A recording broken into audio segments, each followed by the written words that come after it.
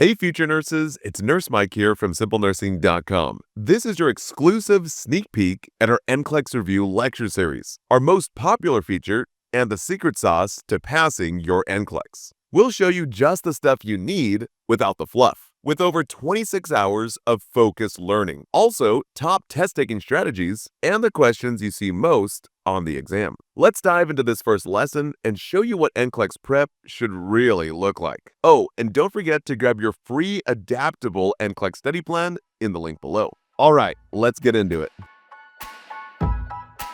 Here's how the NCLEX works and really what to expect. You see, the NCLEX covers a vast range of topics, from pharmacology, which is your favorite, right? Maternity, mental health, med-surg, that huge behemoth of a course, fundamentals, and more. Now, the NCLEX breaks them up into 8 different sections, which are kind of weird, like management of care, basic care and comfort, physiological adaptations, and many more, just to name a few. Now, I know it can be very overwhelming, but it's actually very simple. If you can remember one word, I guarantee that you're going to do a lot better on the NCLEX. Now, you can remember one word, right? Anyone can remember one word. So what is that word? The word to know is safety. So be sure to write this down. The NCLEX is just a safety exam. It's kind of like a safety obstacle course, if you will. The NCLEX can drop you in anywhere into any topic, and it's primarily testing to see if you're a safe nurse. So let's just say you start in the pharmacology area. You must score above passing in that topic in terms of safety. Now, you must do this before it moves you on to another topic. Now, once you pass, let's say, at least 2 to 3 sections, then and only then does the computer shut off and you pass.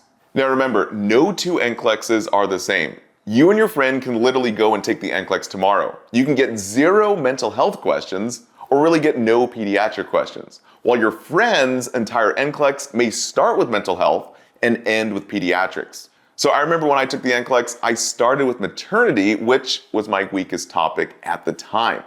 Then it proceeded to mental health and leadership. I honestly think I only had a handful of pharmacology questions, but my NCLEX was all related mainly to mental health and maternity. So this is the reason why that it's very important you focus on the top 3 most weakest topics, since the NCLEX can drop you in anywhere. Now, I see students do this all the time. They study only med-surg or they take random questions, and then the NCLEX starts them with pediatrics and pharmacology, and then they don't do well. So listen close.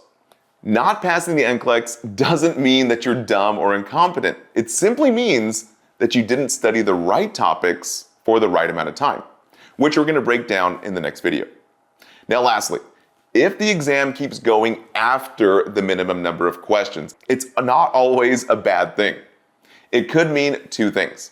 It could mean either number 1, the good news, they randomly pick 10% of students to take the entire NCLEX, even if you're way above passing.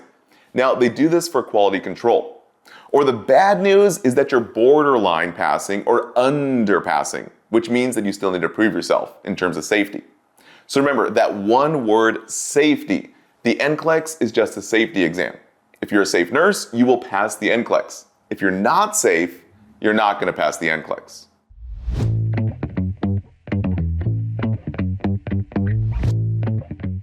Okay, now for the NCLEX study plan.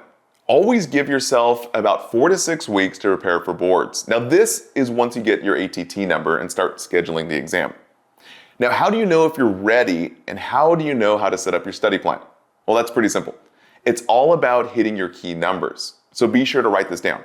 Your goal is to take 1,200 questions or more. The bare minimum is 1,200 questions or more, with a 70% or higher mean average. Now, technically speaking, anything above 60% on practice exams gives you a 95% chance at passing. So that's why I always recommend students to shoot for 70% or in that area. This is done to know 100% that you're going to pass. And this is how you know you're ready to take the NCLEX. Okay, now if your numbers are lower than this, then don't freak out here. Simply push your NCLEX date back. Guys, there's no shame in that. So many times students say, Mike, I need to rush the NCLEX. I have a job offer, or my parents or my spouse want me to take it quick. So I'm like, okay, well, how are your current scores? And they say, well, it's in the 40s or 50 percentile, 2 to 3 weeks before the exam. And I'm like, no, guys, just push your date back till you get those numbers up. Now, those that don't listen to me take the NCLEX and risk failing, and honestly, most do. Now, they lose their job as well as fail the NCLEX. And honestly, I see it all the time. I've seen it actually over 100,000 times in the past 10 years doing this. So don't do that. Always be honest with yourself and be smart. Simply push your date back until you get your numbers up. You see, the NCLEX is like going skydiving. You don't want to jump out of that plane with holes in your parachute.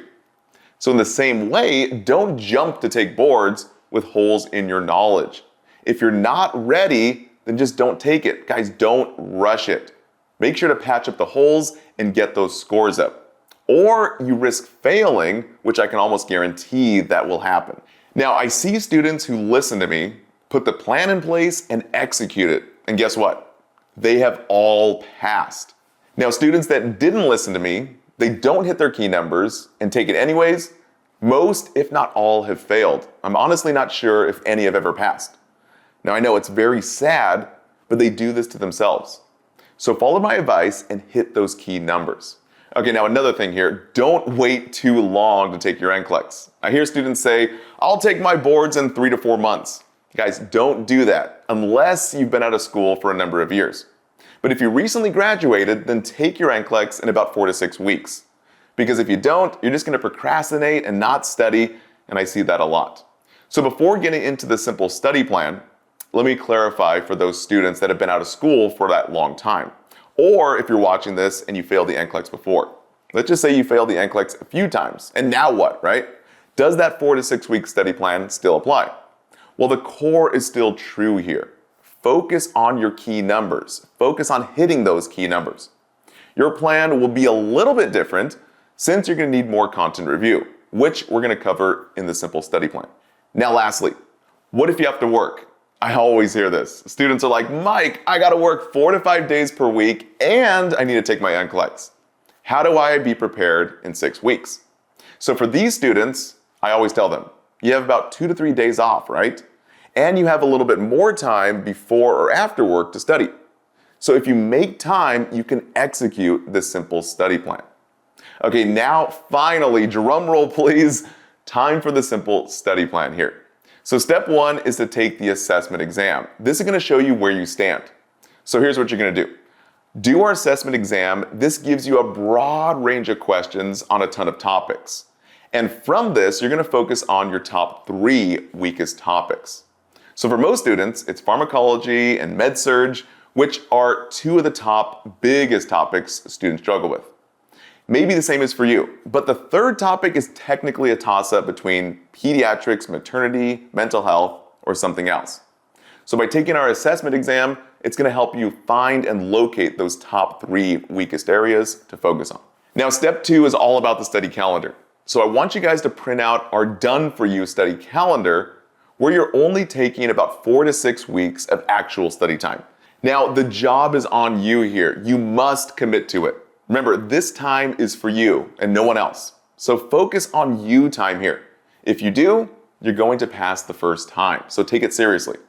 So print out the study calendar that we provide, mark off 5 days per week so you know which days you're studying. Then on those days, we're studying for about 5 hours a day, and just make sure that you put this calendar in a place that you can see it every single day. I'd recommend actually pausing the video right now and printing out that study calendar just to get yourself started. Okay, now this is the funnest part here. Step 3, how to actually study for your study day. So I recommend morning and evening study sessions just to break up the monotony of study time and really just to prevent burnout. So your morning session's going to be for questions only. So always start your day by taking at least 60 practice questions.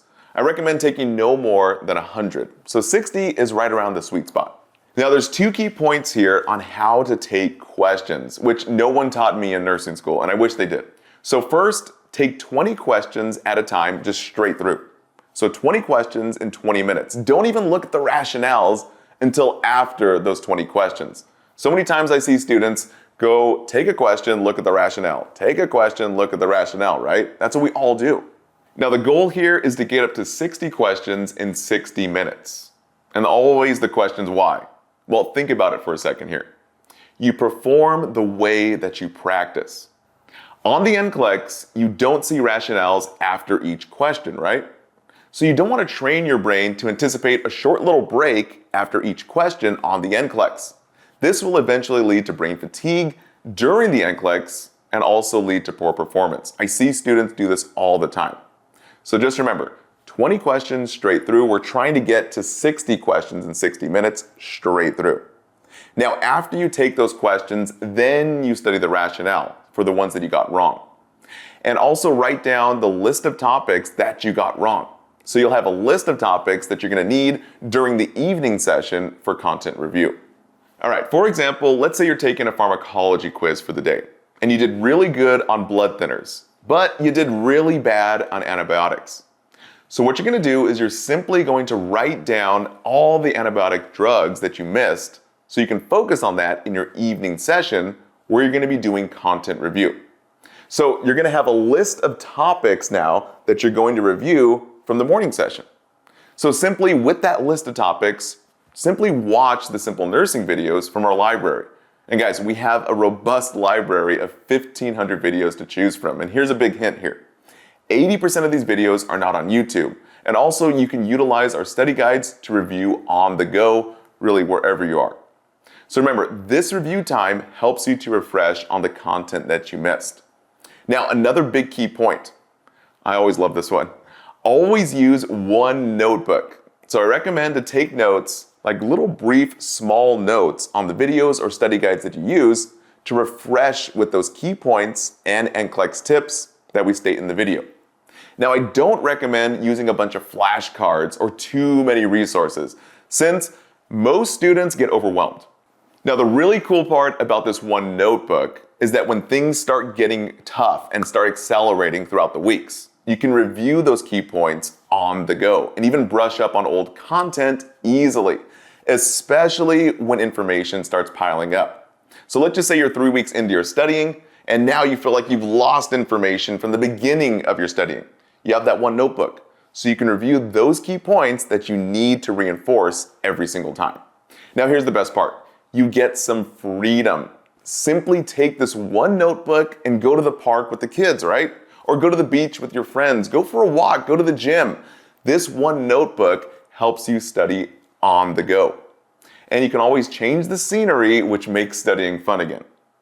Okay, now as a little side note, for content and note-taking, again, I recommend using our videos primarily. Use this first and foremost. And I only say this because our videos are heavily focused on the NCLEX. We handcrafted them to be fun and visual, and even included some powerful memory tricks on the need to know key points. So the content you see here is the content you need to pass. Now again, be cautious with using too many resources. You can use those secondarily. Most students use 3 to 5 different resources to prepare for the NCLEX. For example, the NCLEX books that everyone uses, as well as audio lectures, and even some random videos on YouTube.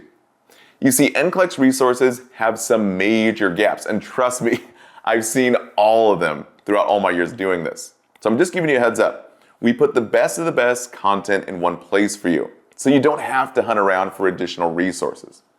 Now, take a deep breath and just relax. We understand how stressful it can be, but rest assured, I've done all the hard work for you guys in the last 10 years doing this.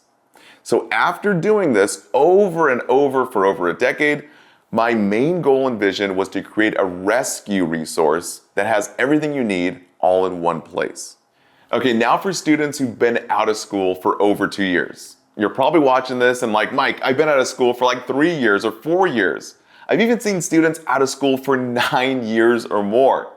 Now guys, it doesn't mean that you're dumb. You just need more content review. So watch our videos at SimpleNursing.com from the topics you got wrong on your assessment exam. Just binge watch all the videos just like you do with Netflix. And then take notes for at least 3 to 4 weeks or longer. To be honest, there's no shame in longer. You just simply need to refresh because you've forgotten so much since you've been out of school for so long, and now you just need to catch up. Okay, now after you did the content review, then and only then do you start taking questions. Okay, now what if you failed before, or let's just say you failed multiple times, and you keep on getting near passing? Well, this means you simply need a refresh on med-surg and pharmacology typically. Now the same plan is set in place, but just a little less intense. So number one, take the assessment exam. Number two, focus on your top 3 weakest areas and just binge watch all the videos for a few weeks and take notes on those top 3 weakest areas. Then start taking questions. But really focus on hitting your key numbers. Remember, over 60% is good, but over 70% guarantees that you will pass the NCLEX. And again, there's no shame in not passing. There's only shame in not prepping. So listen close here. Focus on prepping. Don't focus on passing. Guys, the passing will take care of itself, but only if you focus on preparing the correct way. Now, I've helped students for over 10 years now, and one student has even failed the NCLEX 17 times. Now, I don't know if you guys knew this, but some states allow you to take the NCLEX the unlimited amount of times as long as you do a refresher course. Now, this student needed to binge watch videos for 6 to 8 weeks on her top 5 most struggled with topics, and 4 weeks of taking questions just to hit her key numbers. And once she hit her key numbers, boom, she passed her NCLEX and never had to take it again. She was a nurse. Now, why? Why did this happen? Because she focused on prepping. She didn't focus on passing anymore. Guys, it's not complicated. It's actually very simple. So focus on prepping and not on passing. Focus on prepping by hitting your key numbers. If you prepare correctly, you will pass correctly. If you don't focus on prepping, I can almost guarantee that you're not going to pass boards. Okay, now a little recap here. Remember, the goal is to hit your key numbers. Take at least 1,200 questions or more. Remember, more is better. And your daily quiz score should be at least 70% or higher at least a few weeks before your exam. Now, step 1 is to take the assessment exam. Focus on your top 3 struggled with areas. Then step number 2 is stick to the study calendar. We're only talking about 4 to 6 weeks here. So 5 days per week of actual studying and 5 hours per day. Just consider this a part-time job. Now step 3 is the study days. Remember, start your day with 60 questions or more, but not over 100. 60 to 100 is about that sweet spot. Now the evening session, you want to focus on video content review using your one notebook to write down key points. So in about 4 weeks, you'll be done with 1,200 questions. In 6 weeks, that's about 1,800 questions. Okay, now, again, what happens if you don't hit your key numbers? And you're like, oh no! Well, again, don't freak out here. Just simply push your date back until you get those numbers up. Get a full breakdown of what you need to pass the NCLEX with our NCLEX Review lecture series and live cram sessions, led by myself and industry experts.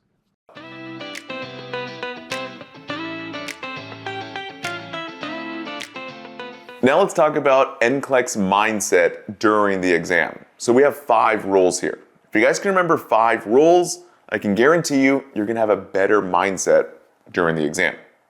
So rule number 1, expect to get all the NCLEX questions. And I see this all the time. Students expect to get 75 questions and expect the computer to shut off. So don't do that. Do not expect the computer to shut off at 75 questions. Prepare yourself to go the distance. So always prepare yourself for the marathon and not really the short sprint. So the good news about getting more questions is that it means you're still in the game. If you actually did fail, it would have shut off a while ago. And I always tell students to prepare to go the distance. Just always expect the worst here. Okay, rule number 2. Expect the first 10 to 15 questions to be very hard. And a lot of students are like, why, Mike? Well, the NCLEX is an adaptive test, right? Typically, it's going to start off rough just because it's trying to gauge your skill level. So be sure to manage your anxiety at the beginning of the exam. And don't freak out here. Simply try your best and really just focus on the basics. Focus on safety. Remember, the NCLEX can't fail you in the first 15 questions. So when it starts getting hard, just relax and focus on safety. It's just trying to get a feel of your knowledge level and really just see if you're a safe nurse. Now, the harder the questions get, this is actually a good sign. So many times students tell me like, Mike, the questions are getting harder, or my last NCLEX, the questions got harder and I freaked out. So just relax. Remember, it's a good sign. Okay, now more similar the questions get, this is a sign that you need to improve. For example, let's just say you missed a few dosage calc math questions. Well, the NCLEX is going to keep on giving you those math questions until it feels that you're safe. Then it's going to switch topics on you. Now, rule number 3, don't expect to know everything. Remember, the NCLEX doesn't expect you to know everything. It expects you to be a safe nurse. Remember, safety is number 1 on the NCLEX. As long as you steer towards safety, this is how you're going to pass the NCLEX. Even if you don't know the correct answer, always choose what is the safest thing I can do and guess towards safety, because the most safe nurses are the ones that pass the NCLEX. Now, rule number 4, don't change your first answer. And I know we hear this all the time, and I personally see it all the time. If something seems correct, it probably is. Like 90% of the time, we go with our gut feeling. How many times have you been in an exam and had the right answer only to change it to the wrong answer? So remember, only change your answer if you're 1,000% sure that you're correct. Or if you don't know or find it risky changing the answer, then don't do it. Go with your gut and find security in that. Often, more times than not, you change your right answer to the wrong answer. Now, rule number 5. Remember, where your focus goes, your energy flows. You're always going to manifest what you focus on. So if you're focused on not failing, guys, you're still using that word fail. I see so many students all the time saying, Mike, I don't want to fail. And they're using that word constantly. So stop, just please stop. Stop using that word. So imagine if you were a boxer right before a fight, and all you're thinking about is, I don't want to lose, with all this anxiety mounting, right? You've already lost the fight in your head before you even got in the ring. So don't do that. Instead, do these 2 simple tricks to redirect your energy and focus. So number 1, focus on prepping and not on passing. Remember, you can't control the results, but you can control how you prepare for those results. So again, focus on prepping the best you can today. And the way you do that is you have pride in hitting your key numbers, knowing you did everything you could do to prepare. And here's the magical part. The NCLEX is going to take care of itself once you focus on prepping. So focus on what you have control over right now. You have no control over passing, but you have control over prepping. Okay, now the second thing you want to do is put in your mind that you already passed. So I recommend this. Get 3 sticky notes and literally write out on there that I passed my boards and I'm a nurse. And then post those sticky notes in 3 places. Some place you're going to see it. So I recommend a bathroom mirror, your car, even your dog's forehead. Because here's the deal. Every day, if you see it, you're going to start to believe it. So remember, if you see it, you can achieve it. So act like it's already done, like you've already passed, and you'll magically diffuse your anxiety. Because remember, where your focus goes, your energy flows. If you think it's already done, then it really is, and you magically diffuse that anxiety. For everything you need to know to pass the NCLEX, make sure to check out our NCLEX Review lecture series and live cram sessions.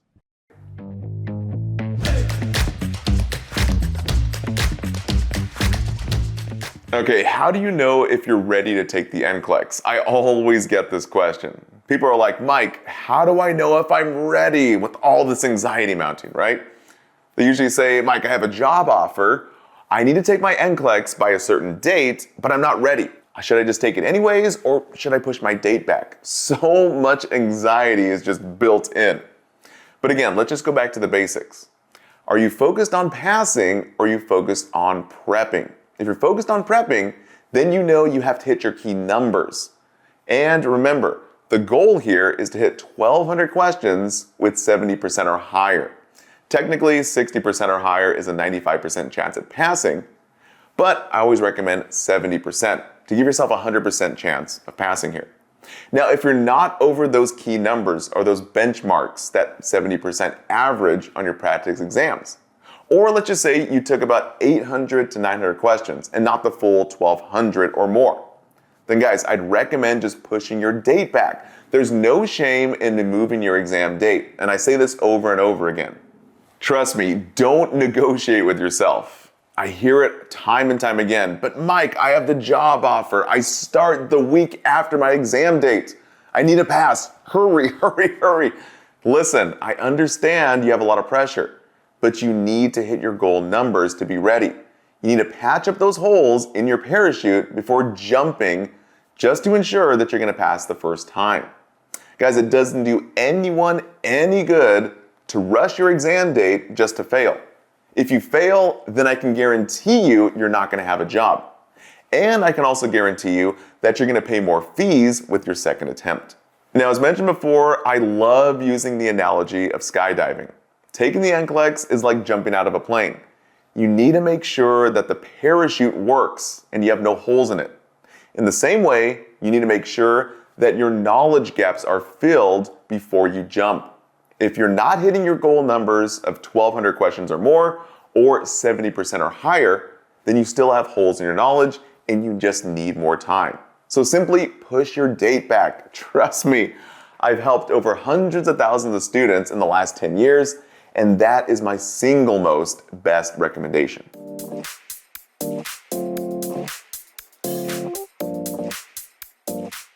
Okay, let's talk about test anxiety. As you know, test anxiety is normal for the majority of people. I personally had major test anxiety, even NCLEX anxiety too. So trust me, it's completely normal. Again, I love the comparison of skydiving. The closer and closer your date comes, the more and more anticipation and the anxiety builds. So here's a few simple tips to help you manage your test anxiety. So tip number 1, the week of boards, try to do something fun. I call this the 2x2 rule, the week of your exam. So take 2 days to do nothing but pamper yourself. Literally treat yourself here. I recommend going to the beach, maybe a spa day, or even some dinner with friends a few days before your NCLEX. This is going to release a lot of steam. Then 2 days before your NCLEX, just review your notebook that I showed you how to set up in the study calendar and even study plan. Now, the important thing here is no new studying 2 days before your exam, only light review. And another big one here is no reviewing on the day of your exam. Now, sure, you can thumb through your notebook, but it shouldn't be that intense. So let's be honest here. At this point, you either have it or you don't. So loosen your grip before you take the big swing, right? Just get out of your head and relax. Now, let's just say your exam location is 2 to 3 hours away. I recommend students going before or the day before their exam, getting a cheap hotel, and just relax and get situated. Now, tip number 2 here. The mindset is key, especially a few days before your exam. You want to focus on positive things. Focus on the fact that you did everything you could do to prepare yourself for the exam. You literally left it all on the field, and you should give yourself credit here. You should have pride in that. You did everything you could do to prepare. So be proud of that fact.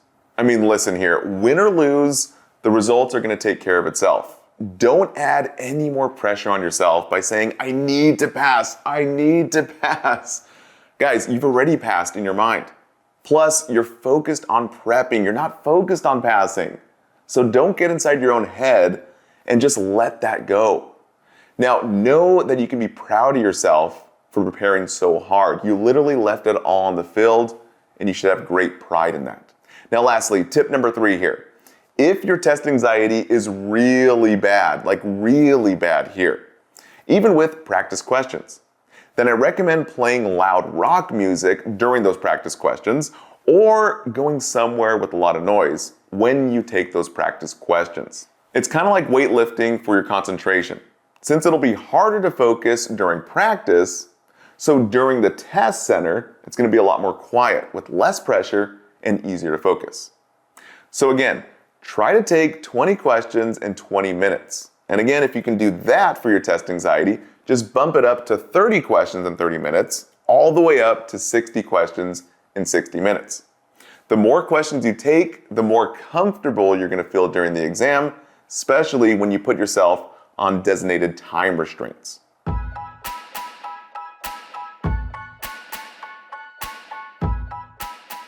Let's talk to the students who have failed their NCLEX before. This one is for you. And here's how to bounce back. So in reality, let's just be honest here, you failed the NCLEX, and that's okay. Maybe you failed it multiple times, and now you're either depressed or anxious, wondering what went wrong, or when's the soonest you can take the NCLEX again, right? Trust me, I've seen this a lot, and to be honest, you're not alone. There's nothing to be ashamed about for not passing, as long as you tried your best. So right now, we're going to cover the top 3 reasons why students fail their NCLEX, which I call them NCLEX traps and even pitfalls. Then I'm going to show you some ways to avoid them. Now for the actual study plan, I really cover that in the study plan area. But this video right here is to get back your mindset as well as the motivation to win. So after coaching over 1 million students in the past decade, here are the top 3 reasons why students fail.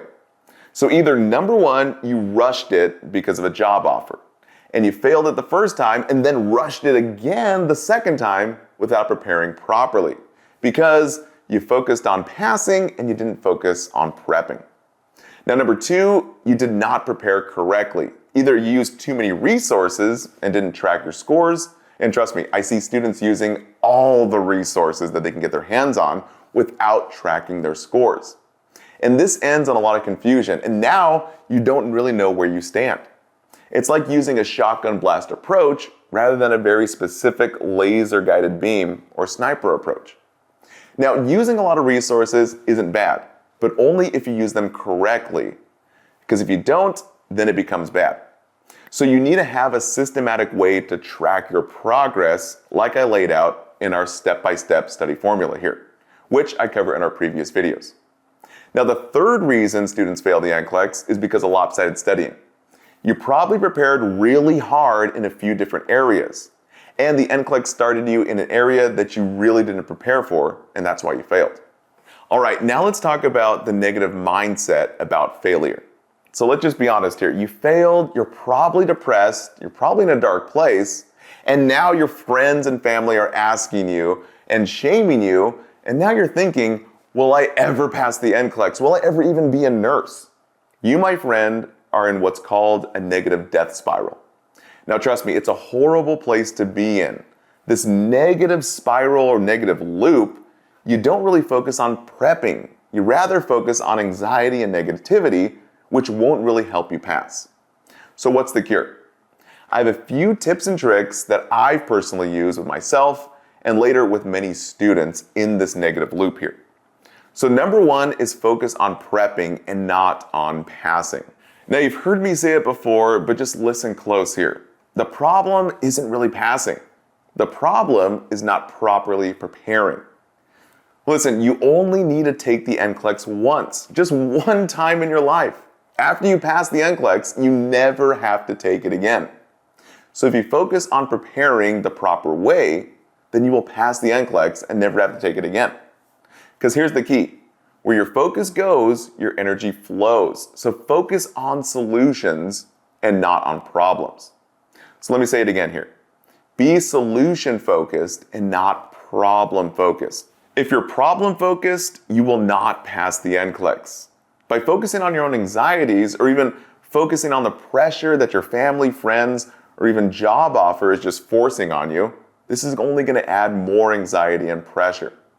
So focus on the solution here. Simply focus on prepping. Focus on being the best nurse that you can be. Focus on strengthening your nursing knowledge. Really just focus on you here. This is your time. Once you do everything right in terms of prepping, the passing will take care of itself. Remember, you have no control over the past. It's already done. So now you do have control over the future. You literally have control over today. So prepare today. Choose to focus on the things you can focus on right now within your control. So I tell students, choose to focus on how you can stick to that 3-step plan. And again, use this time to become better. This time is for you, no one else but you. So focus on bettering yourself. Now, a lot of students ask me, how do I do this? So here's how to break the negative death spiral, or in other words, breaking that negative self-talk loop. Now, you know what it feels like here. The constant rumination, the whirlpool of anxiety, worry, depression, and that overwhelming pressure just to pass the NCLEX. They just seem so far away. Remember, where your focus goes, your energy flows. So I always recommend using this simple hack. It's called the 3x3 rule to break that negative cycle. So simply get a note card, or basically a flashcard, and write out 3 things that you're thankful for. Put it next to your nightstand. So every morning, the first thing you're going to do is when you wake up, you're going to sit in silence for 3 minutes, look at that note card, the 3 things you're grateful for. Then you're starting each day, basically every day, in a positive light. Don't reach for your phone, no more emails, no brushing your teeth, don't do anything, but sit in silence and look at those 3 things. And do it again right before you go to sleep. This simply shifts your focus from the negative problems that you have currently to positive solutions. Now your focus and energy is going toward positivity. So put this note card at your bedside and do it for every day for at least 7 days. Focus on gratitude for 3 minutes in the morning and evening, and simply watch how your focus will shift. Trust me, I've done this personally when I'm in a negative self-talk cycle here that I can't break. Because remember, it's how you start your day that's going to domino into your entire day. Because I've said it before and I'll say it again here. Where your focus goes, your energy flows. So start your day by focus on positivity here and stop with that negativity. Looking for more tips and strategies for questions like the ones we just covered? Well, our Simple Nursing membership includes exit prep lectures and thousands of questions across all nursing school and NCLEX topics.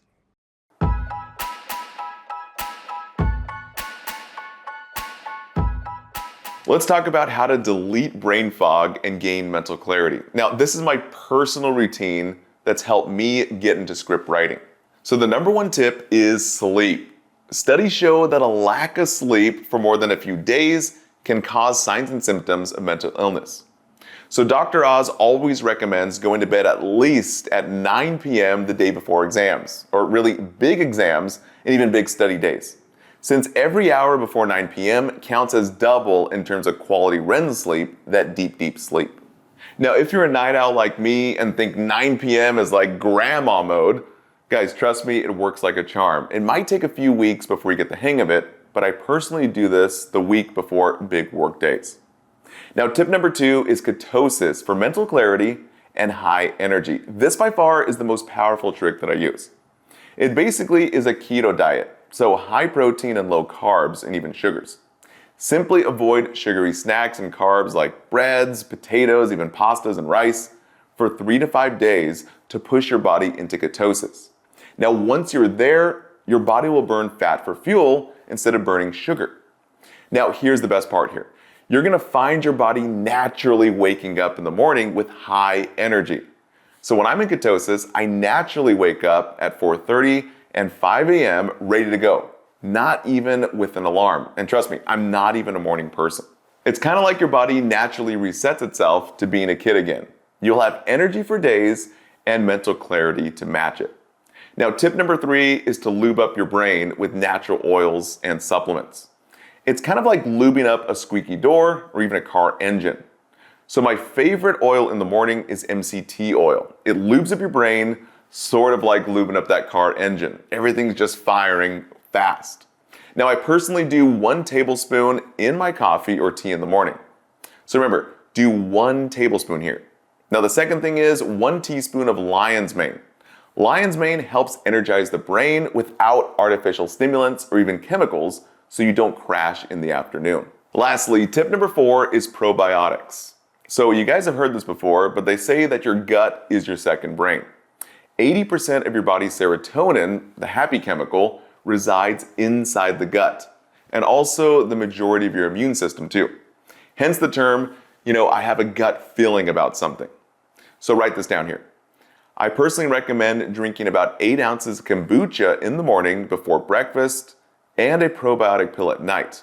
This is going to help reestablish that gut microbiome for good gut health. Now, trust me, I get a lot of skepticism. So if you're a little bit skeptical, just think about it for a second. Your body is like a machine. What you put in is what you're going to get out. So if you put in junk, like junk food, you're going to get junk energy out or just crash. But it's really your choice here. No one can do this for you. All I can do is show you what's helped me.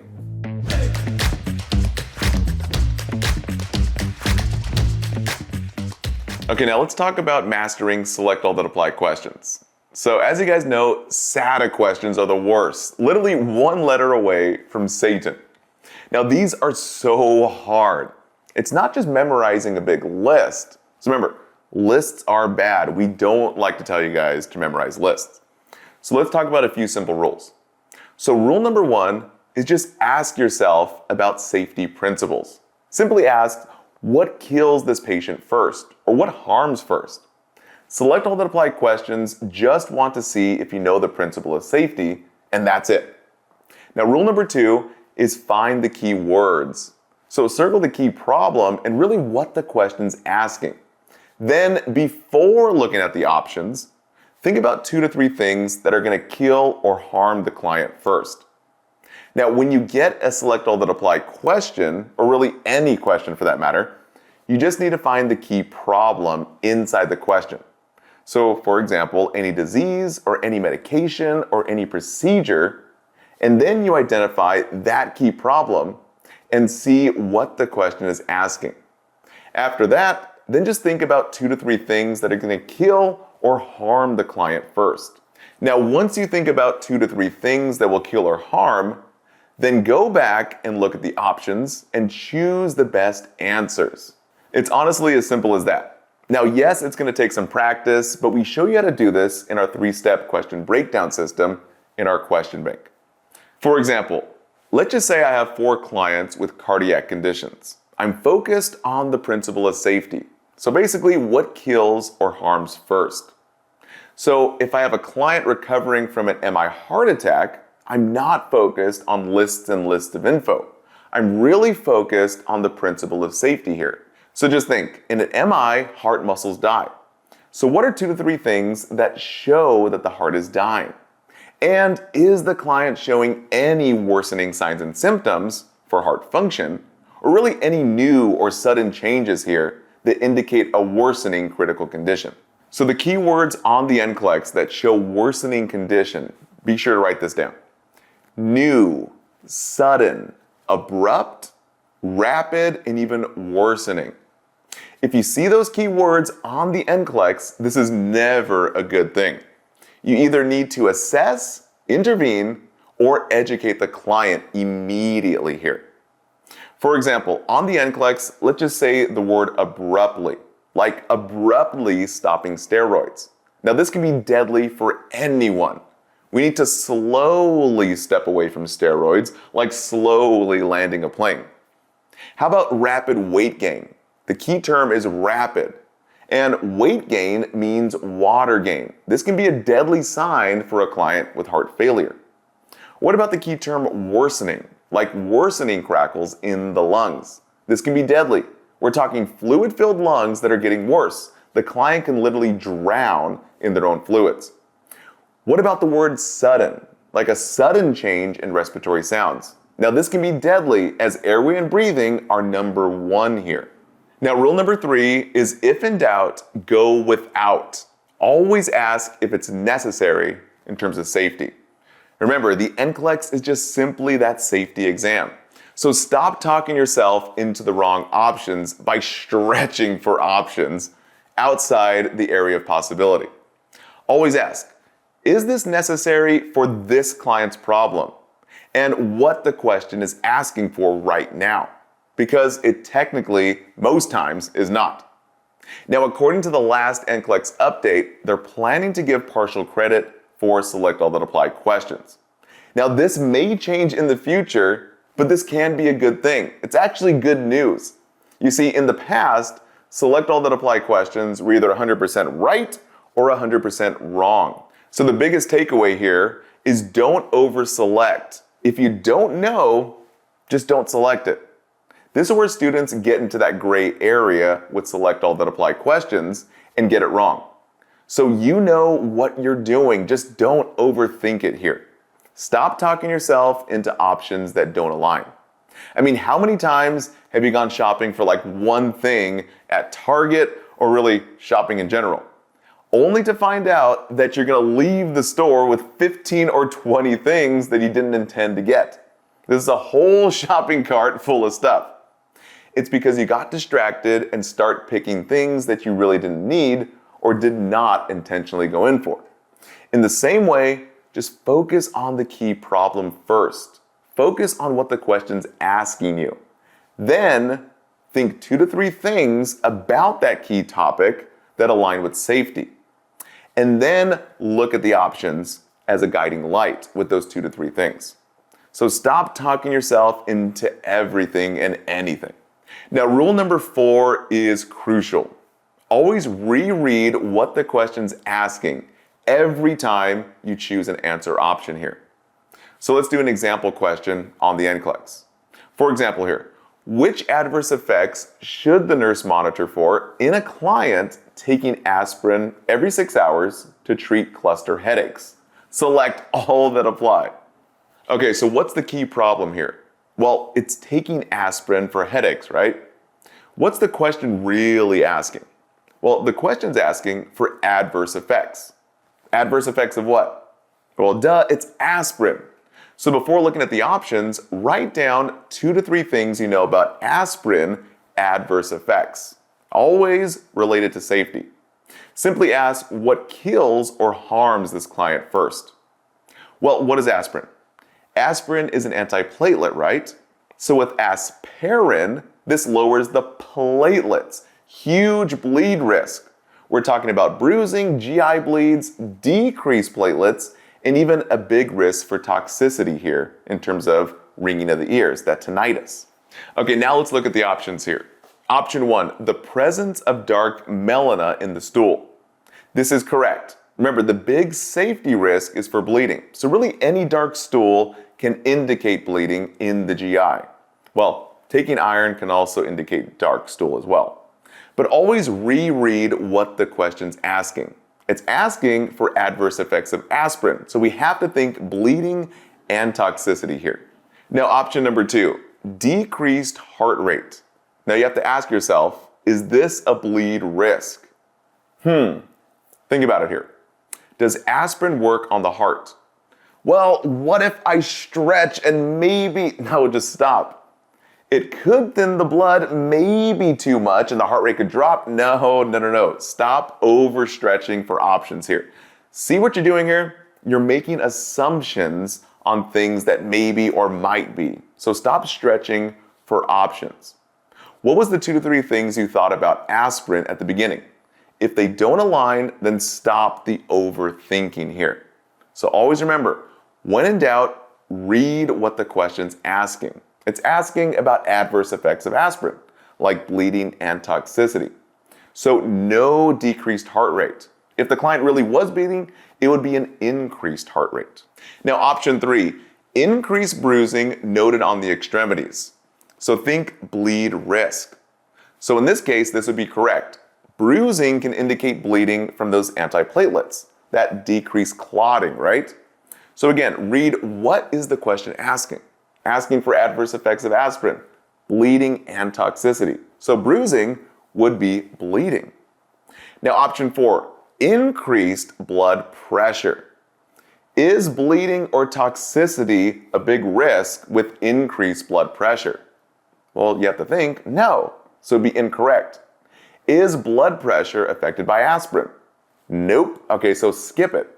Now you're probably saying, Mike, but maybe, possibly, if the client is bleeding. No, stop.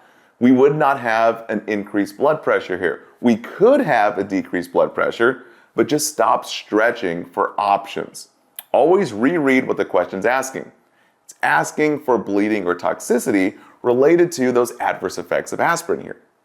Okay, now option number 5. What about a platelet level of 100,000? Is that a bleed risk?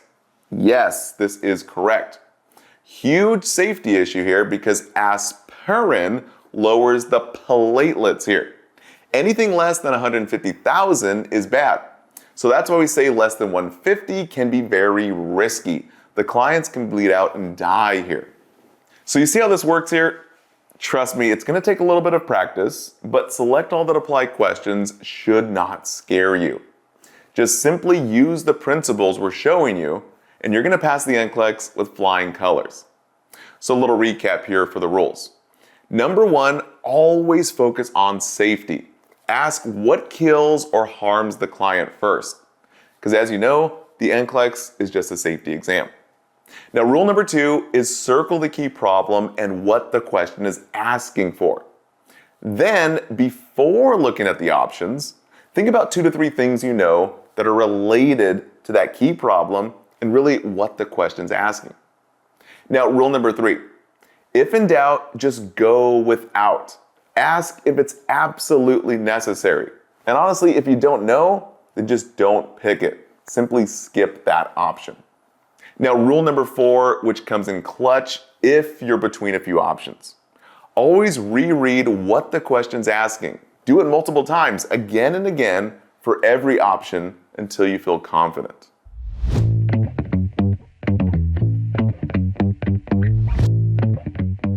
Now for one of my favorite topics, NCLEX test-taking strategies. After doing this for nearly a decade, we've made a list of 10 simple but powerful principles that's going to help you get the correct answer every single time. Or let's just say your quiz scores need to be improved. I would be sure to write these down. So number 1, avoid using absolutes on the NCLEX. So always avoid words like always, never, must, or even cure. It's always typically going to be wrong here. And see there, I use the word always. The NCLEX does not like absolutes, or even cures for that matter. The NCLEX will not suddenly cure or heal your client here. So a little example scenario. Let's just say you get a client with an acute asthma attack. And now all of a sudden, you hear no wheezes. And you're like, yeah, the NCLEX just cured my client. Wrong. Your client is most likely dying here. No wheezes in this case is a deadly sign. The client is having an asthma attack, right? So we must think the worst. We must think what kills this client right now. Because remember, the NCLEX is a safety exam. It wants to make sure that you're a safe nurse. Well, right now, the lungs are basically being so puffed up that no air can flow through. This is what's called status asthmaticus, and the client will die from this. Now, rule number 2, this one is pretty simple here. Don't read into the question. Use only what they give you in the question. Honestly, you'd be surprised how many times your mind will do this once you start getting test fatigue. If it's not specifically mentioned in the exact question, then guys, don't add extra meaning or even extra history to the question.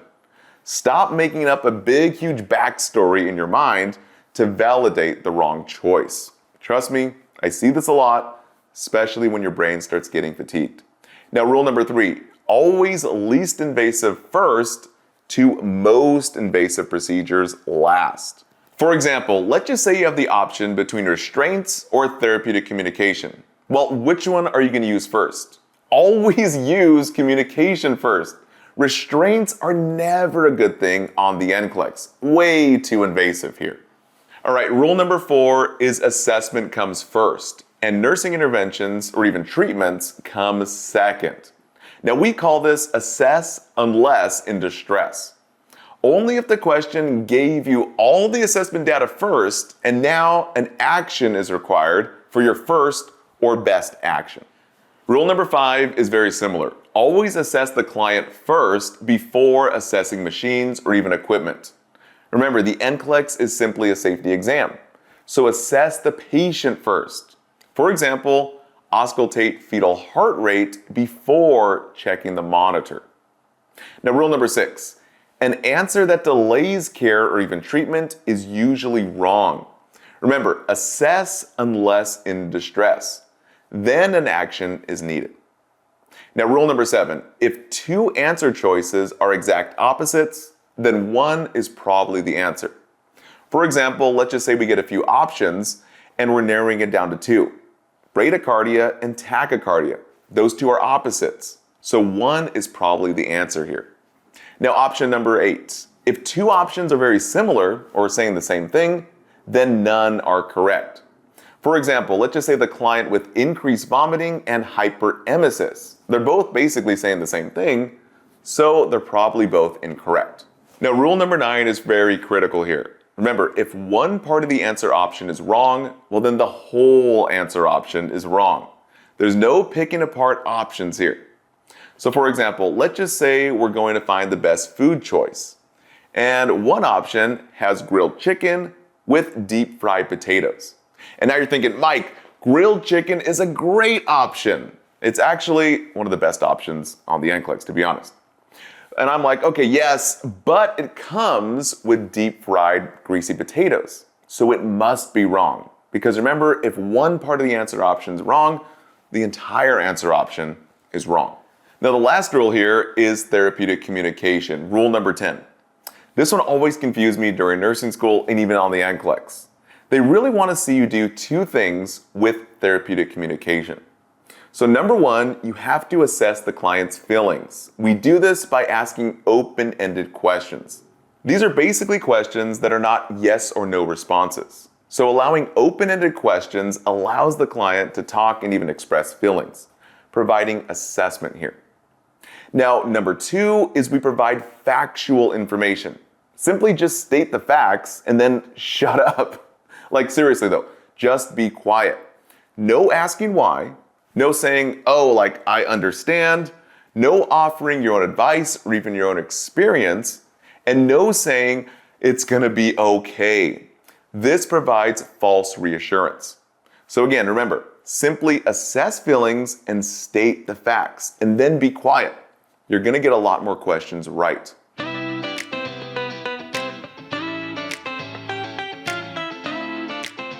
Now lastly, what about priority questions versus best questions? Trust me, this always confused me during nursing school, and I got a lot of questions wrong because I simply did not understand the difference between priority actions versus best actions. So write this down here. Priority questions are really asking what you will do right now to save the client from dying. So think, save the life with priority questions. Now, best questions are asking for you to only do one thing and nothing else. For example, what is the best thing to do for this client right now? So just think, how can I fix this problem in only one step? So what would be the best thing, or basically the only thing to do for safety right now? Trust me, I see a lot of students get these type of questions wrong simply because they don't understand this one simple concept. So for priority, ask, what will kill your client right now? Some examples include, let's just say a chest tube is bubbling, or say the INR is 3.5, or let's say the client has 8 out of 10 pain here. You can answer it correctly with 2 simple words. Simply ask when and where. So for example, sure, the chest tube is bubbling, but ask when and where. This is what matters. Now it's bad if it's in the water seal, right? But if it's in the suction control chamber, then that's okay, it's to be expected.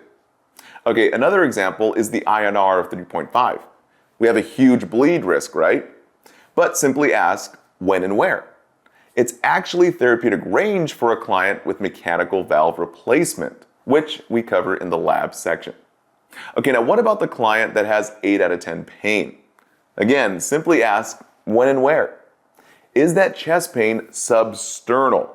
Really, any chest pain is bad because heart muscles die, we have to think it's an MI. The client dies, right? Always think the worst.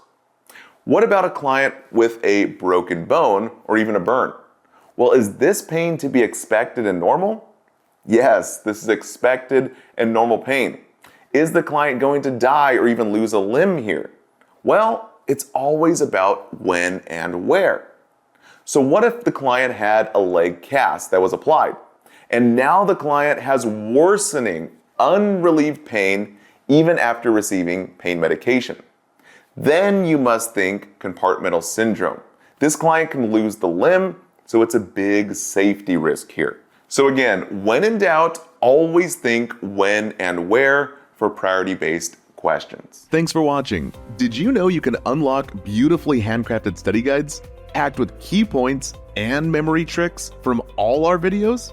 Plus, you'll get access to over 1,200 exclusive videos not on YouTube, all neatly organized by nursing school topic, to make that complex nursing knowledge actually stick. You'll also gain thousands of practice questions written by current professors and actual NCLEX writers. So for access to all this and more, click right up here or visit SimpleNursing.com. And don't forget to subscribe to our YouTube channel. Happy studying, and we'll see you in the next videos.